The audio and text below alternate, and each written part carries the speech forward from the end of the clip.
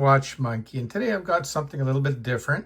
This is a Microbrand that is produced in Canada by a fellow named JP, super nice guy, and the brand is called Noctua, which is Latin for night owl. And if you're looking for a unique watch, it's a little bit different than anything else that's out there, and this might fit the bill very nicely for you. Now, these are water resistant to 300 meters. I've had a chance to use these watches for like 3 weeks, and they held up really well.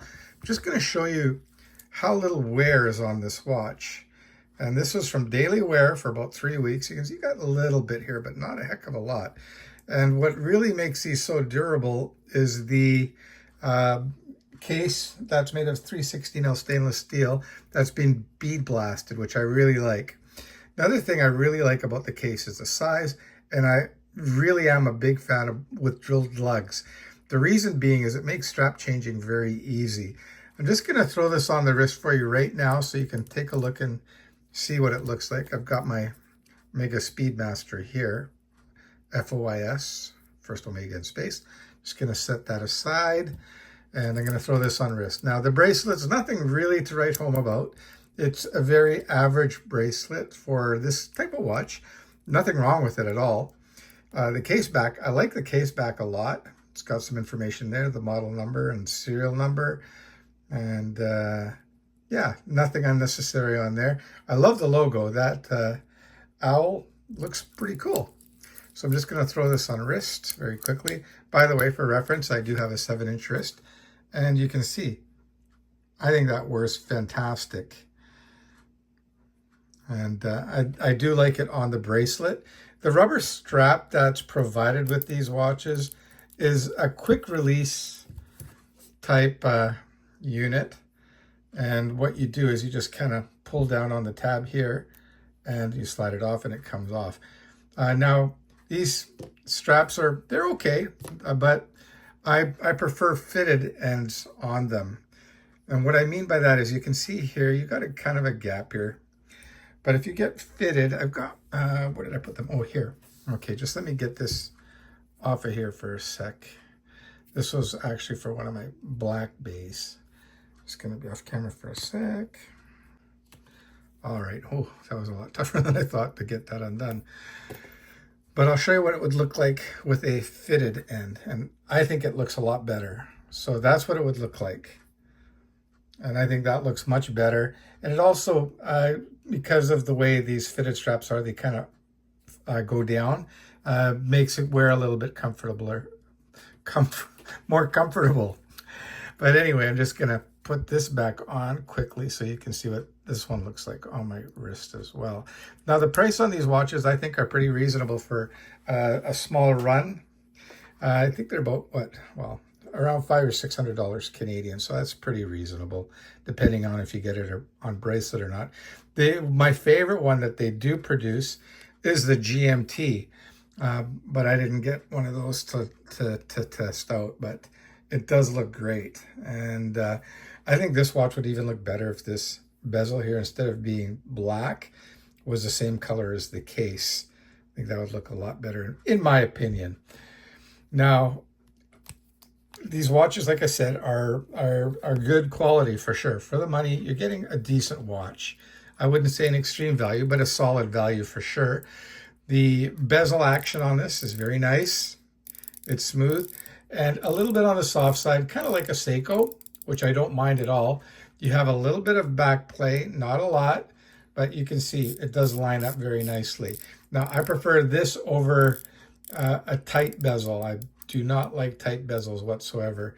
And you can see there, that lines up very nicely. And you can see that the dial is very clean. The hands are very legible. I'll be doing a loom shot in a moment for you guys as well. But I think that's a great looking watch. Very, very toolish, very, very toolish. And this is a watch that I would recommend for someone that needs a very rugged watch and that's outdoors kind of thing. This would not be an office watch. The other thing that's kind of neat too is the case that this comes in. And it's actually, you can put that on your belt and hang it off your belt, and you can use that for housing like a cell phone. I did check.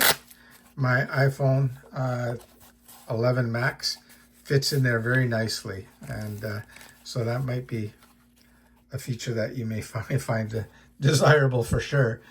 These straps do come in different colors. So here's the green, and of course there's the black, and it comes also with a choice of a bracelet, the bracelet being the most expensive option, of course. But I would recommend definitely getting this on the bracelet.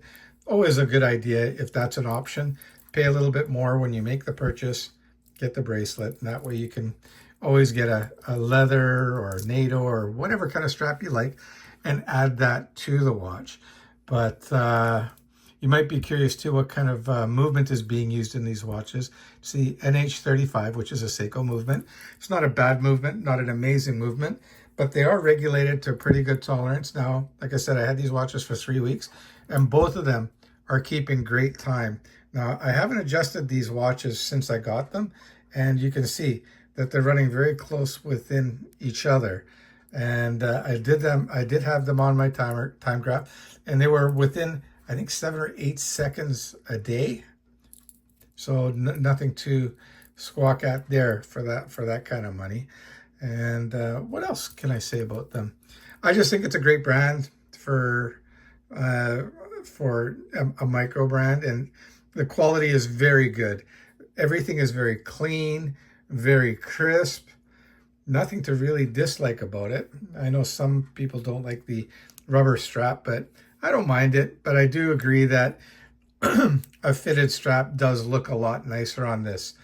And the other thing that's a little bit controversial is having the date there. Let me try to see if I can get a little bit more light on here. Sorry, the room's not very well lit. That's my bad. But you can see it there. It's kind of like at the right between the 4 and the 5 o'clock position. I really like this position a lot because at a distance, it's not breaking up the symmetry or of the watch dial. It's kind of hidden, and you don't really notice it unless you're looking for it.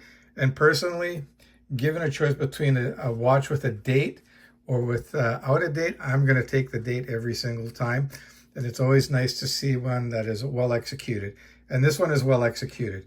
The other thing that makes this blend in so nicely is that rather than going for your typical white background with black print on the date wheel, they went the opposite. They went with a black date wheel with white print on it. So it's kind of hidden. So what can I say other than it's definitely a consideration that you should make. I've got a lot of watches, and this would be like just a great everyday kind of outdoor watch. You're not going to worry too much if it gets a little bit nicked and banged up. It would kind of actually suit the watch a little bit. Kind of more of that rugged look. But what I'm going to do now is loom these up. I'm just going to use my flashlight here, or my magic loom maker. And you can see already in this room, it's not dark. It's still pretty bright. I'm just going to turn the light off, and you can see even still, it's not a fully dark room, and it's looming very nice. And of course, the other one here, I'm going to loom that up as well. And again, you can see that the everything is loomed that was white. So the bezel, all the numbers and markers are all loomed, and yeah, it's just great. You can see it's super, super legible. So if you're looking for a watch in that around that $500-600 mark, and you want to be a little bit different than everyone else, this is a wonderful choice, and I would recommend it to anyone. The only letdown maybe a little bit is the movement. It's NH35. I would have liked to have seen like a Miyota in there, or better yet, an ETA or a Salida. But then, of course, it's going to be a lot more. That's going to add at least $300-400 to the watch. So now you're going to be pushing up, close to $1,000. So maybe it was the right choice. Yeah, so if you're looking for a tool watch, I can't recommend it enough. I'll leave you the link to their website. So if you do want to place an order, very easy to do so. JP's great to deal with. And again, it's up there. It's a solid contender. There's no real Achilles heel to these watches. They're just tough, rugged outdoor watches. The sizing too is very good. I guess I should have mentioned that. So let's just get my calipers out. I should have done this earlier, but I believe they're coming in at around 42. And yeah, so yeah, just at around 42, just 42.4. And if you're measuring from the bezel here, but you can get all the measurements online. So if you're measuring just from the bezel, you're getting 39.7, and a leg to leg is very compact on these, which is kind of nice. 45.6, love that. And that seems to be the kind of size of watch that I tend to really enjoy. So that's it. That's a wrap. Hope you enjoyed that episode of the Canadian Watch Monkey, everybody. Please like and subscribe if you haven't already done so. Take care.